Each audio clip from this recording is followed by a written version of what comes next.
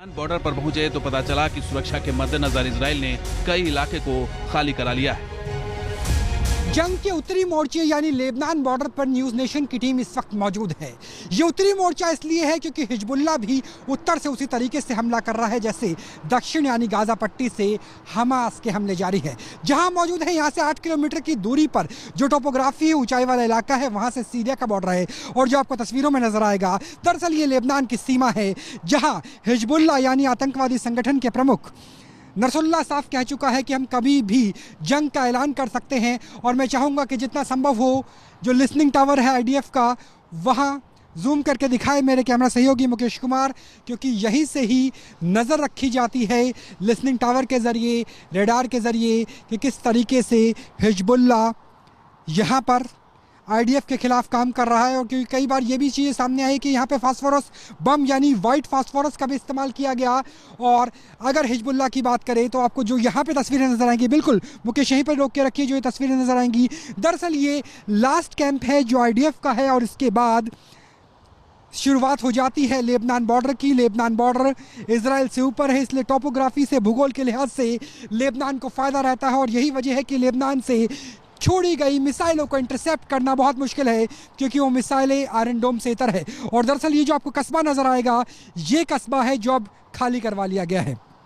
ये आखिरी रिहायशी क्षेत्र है जिसका नाम है मेटुल्ला। मेटुल्ला से भी हमने इससे पहले ग्राउंड रिपोर्ट दिखाई थी, लेकिन अब वहाँ जाने की अनुमति नहीं है किसी भी नागरिकों को, यहाँ तक कि विदेशी मीडिया को भी वहाँ जाने की अनुमति नहीं है क्योंकि स्थिति बहुत बदल चुकी है। अब लगातार मिसाइल अटैक किए जा रहे हैं, अब लगातार रासायनिक बमों के इस्तेमाल करने की भी संभावना है।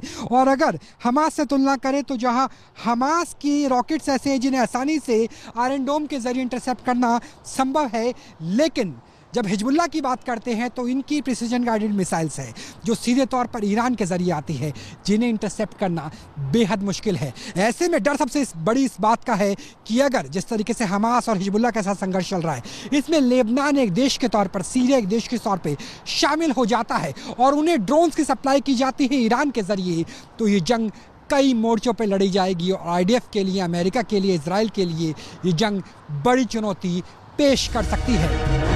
इजराइल हमास के बीच जारी युद्ध निर्णायक मोड़ पर पहुंच चुका है। तो वहीं युद्ध के 1.5 महीने बाद अब फिलिस्तीनी मजदूर काम छोड़कर जा रहे हैं। ऐसे हालात में इजराइल को अब भारतीय मजदूरों का ही सहारा है। इजराइल की बस में मौजूद एक ऐसे ही भारतीय से बात की न्यूज़ नेशन संवाददाता राहुल डबास ने। भाई आपका नाम जानना चाहेंगे, आप कौन से स्टेट से आए? मैं कर्नाटक से। आपका नाम? सर्वोत्तम पुजारी। तो पुजारी भाई, यहाँ पर जब आप काम कर रहे हैं तो कैसा रिलेशन आपका है? क्यों एज ए केयर गिवर आप काम कर रहे हैं तो ओल्ड एज जो होंगे, सीनियर सिटीजन होंगे, उनके साथ काम कर रहे होंगे, उन्हें विश्वास रहता है एज ए इंडियन आपके ऊपर? क्या वो सोचते हैं इंडिया को लेकर के? अच्छा है उनके साथ कोऑर्डिनेशन? अच्छा है। यस। तो वो आप पे ट्रस्ट करते हैं? Trust on you? बिलीव करता है। कुछ और से भी बात कर लेते हैं। मैम, आपसे आपका नाम जानना चाहेंगे, आप भी कर्नाटक के रहने वाले हैं क्या? मैं भी कर्नाटक से हूँ। मेरा नाम सविता फर्नांडिस है। तो सविता, ये बताइए कि बहुत सारे ऐसे लोग हमने देखे जो केयर गिवर के तौर पे काम करते हैं, तो एक सेंस ऑफ ट्रस्ट तो होता ही होगा, बिलीफ सिस्टम होता होगा, उन्हें लगता होगा इंडियंस हैं तो ये धोखा नहीं देंगे क्योंकि बुज़ुर्ग हैं, कई बार वो काम अपने ठीक से नहीं कर पाते हैं। तो ऐसे में लगता है कि भारत का जो सॉफ्ट पावर है वो बहुत अच्छी है, इंडिया पे लोग ज़्यादा ट्रस्ट कर लेते हैं। ट्रस्ट करते हैं वो एम्प्लॉयर लोग हम लोगों के और हम अच्छा भी हम इंडियंस अच्छा काम भी करते हैं ना, इसलिए वो बिलीव करते हैं इधर के लोग। आपका एक्सपीरियंस कैसा आज रहा इजराइल के अंदर? या मेरा एक्सपीरियंस अच्छा है, मेरा एम्प्लॉयर के साथ मेरा एक्सपीरियंस, और मेरे फ्रेंड्स लोग भी अच्छा ही बोलते हैं, उन लोगों को, इंडियंस को बिलीव करता है ऐसा करके। इंडियन कम्युनिटी किस किस सेक्टर में कितने काम कर रही है? क्योंकि आप तो जानते होंगे जो आपके आसपास रहते हैं, आप यरूशलेम काम करने जाते हैं, तेल अवीव में आप रहते हैं। मैं तेल अवीव में रहती हूँ। तो इंडियन कम्युनिटी कहाँ किस किस सेक्टर में काम कर रही है हेल्थ केयर के अलावा? नहीं, हेल्थ केयर में केयर गिवर जैसा ही काम करते हैं, दूसरा कुछ ये काम नहीं। लगता है कि आप अपॉर्चुनिटी ज़्यादा हो जाएगी क्योंकि अब बहुत सारे जो अरेबिक मुस्लिम है या फ़िलिस्तीनी मूल के लोग हैं उनकी जगह इंडियंस को प्रेफर किया जा रहा है हर एक सेक्टर में, चाहे लेबर सेक्टर हो या फिर केयर गिवर हो, हेल्थ केयर हो, तो लगता है कि अपॉर्चुनिटीज़ ज़्यादा बेहतर हो जाएगी आने वाले टाइम में? सुनने को मिला है इसके बारे में, ये ज़्यादा अपॉर्चुनिटी मिल जाएगा केयर गिवर जैसा काम को।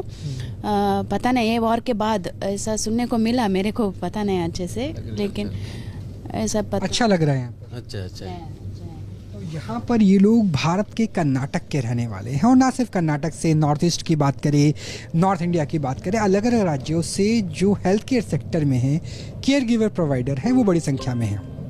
और उनके लिए, लेबर क्लास के लिए, वो जिन्हें हम ब्लू कॉलर जॉब कहते हैं, उनके लिए अपॉर्चुनिटीज़, संभावनाएं ज़्यादा बढ़ने वाली है, क्योंकि यहाँ पर जो पहले फ़िलिस्तीनी काम करते थे वो वेस्ट बैंक जा चुके हैं, या फिर उनके साथ विश्वास बहाली नहीं हो पाई है।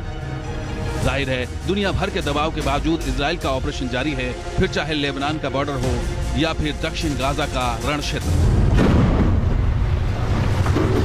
आतंक के खिलाफ ऑपरेशन तब तक जारी रहेगा जब तक हमास का संपूर्ण खात्मा नहीं हो जाता। लेबनान बॉर्डर से राहुल डबास और गाजा बॉर्डर से मधुरेंद्र कुमार के साथ टीम न्यूज़ नेशन।